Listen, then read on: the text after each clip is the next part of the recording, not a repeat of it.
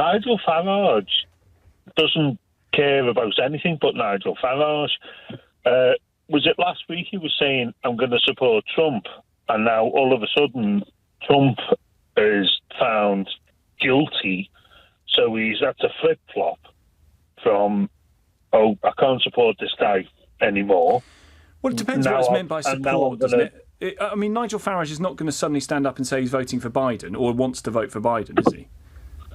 No, that's completely not what I'm saying. What I'm saying is Nigel Farage thought he could pin his colours to Trump, but as soon as Trump is found guilty, all of a sudden it's like, well, I'm not going to lead the party because I put me cards with Trump. Mm-hmm. And then all my cards have now been completely washed away because Trump is guilty. So, okay, guys, I need a... I see the point. I see the point.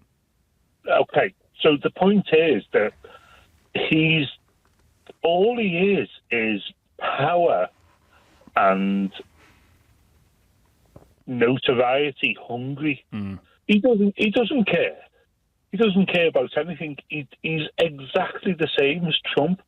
All he wants is his own profile to be bigger than it is.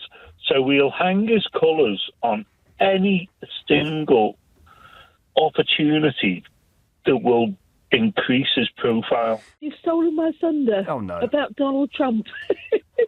I thought that was good timing by dear old Nige.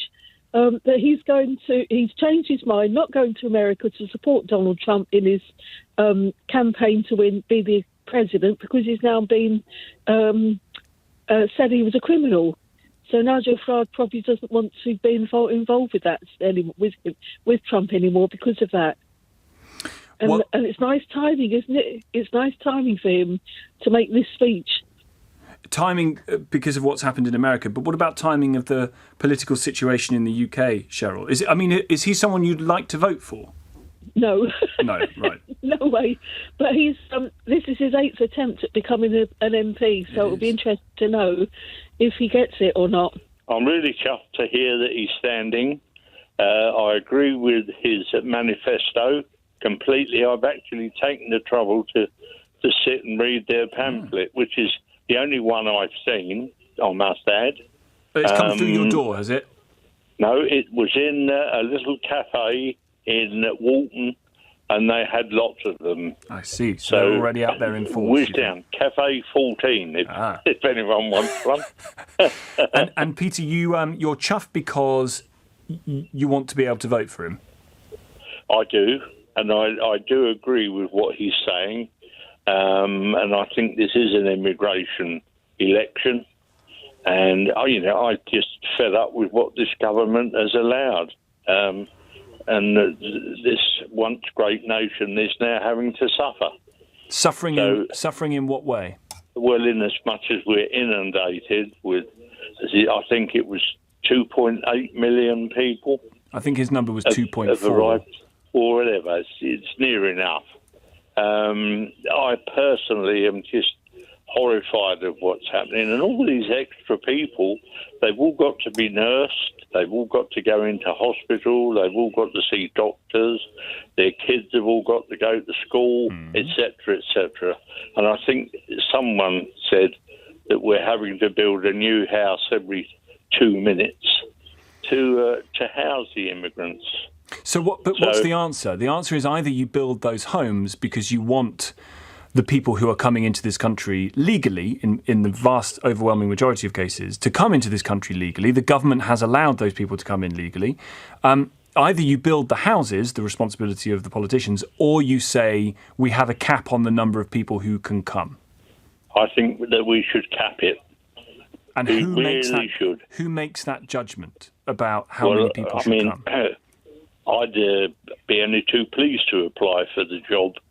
But and what number would you put on it, Peter, then?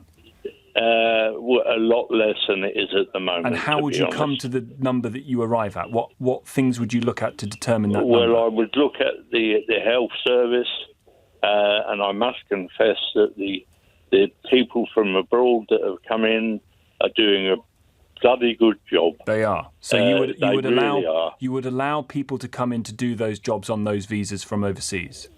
I would. And how many people would you allow to come in?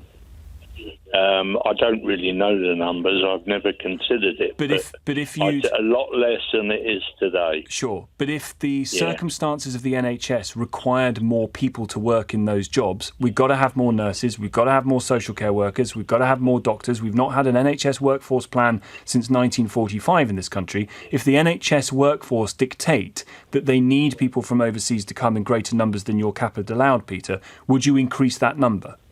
If I'd had to, yes. So actually what we're talking about is a highly flexible requirement of, in this case, the NHS, to be able to recruit the people it needs to do the job that we need it to do. Yes. How's that different from what's happening now? I honestly can't describe the horror that I'm under when I see, as you say, people wandering around screaming at Allahu Akbar and we're going to do this and it's frightening me, you know. Well, Allahu Akbar means God is great, doesn't it? That's what it means. It's like saying, Jesus saves or whatever. That's all that is. That's what that means. Well, it does, but I'm afraid it's been corrupted and been taken by the nutcases that want to stab you and cut your throat and everything else. But not everyone clearly not everyone who says that or believes that is a nutcase, are they? No, they're not. They're not. Some of them are very nice people. Exactly. So how do you make... I'm saying... I just think there are too many of them here. So who would you get rid of? I don't know without considering it. Isn't that part of the problem, Peter? That we say there are too many people here, and offered the circumstances in which you could plan for a number of people to come with an area like the NHS, you can't have politicians saying to the NHS, we're going to mandate that you can only take this many people. If the NHS turn around and say, my God, we're going to go under here if we don't have more people coming because we can't recruit here, you're going to have to up that number, aren't you? So how's it any different to what's happened? If that were to happen, then you would have to allow extra people in. But I think really not just to take the health service. But that's the situation we've got now. So what's the thing that you want?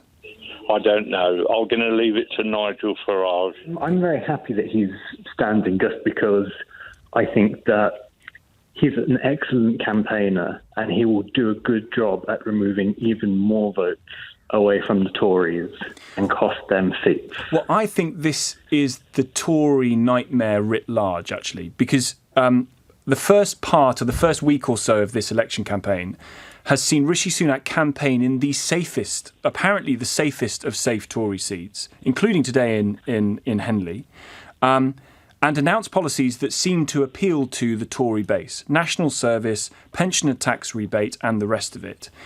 That's trying to shore up the true blue vote, isn't it?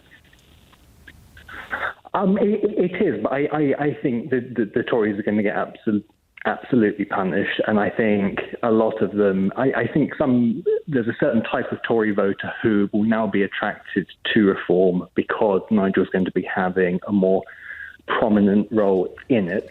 The problem with reform, which is similar to what UKIP had in the past, is people will associate them as being the low migration party, but they need to develop a comprehensive manifesto and policy platform beyond that.